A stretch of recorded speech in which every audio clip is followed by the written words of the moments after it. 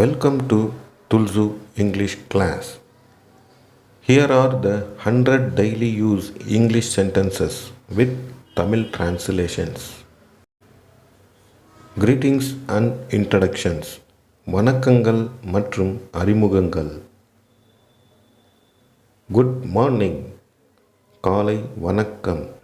Good morning. How are you? நீங்கள் எப்படி இருக்கிறீர்கள்? How are you? I am fine. Thank you. நான் நன்றாக இருக்கிறேன். நன்றி. What's your name?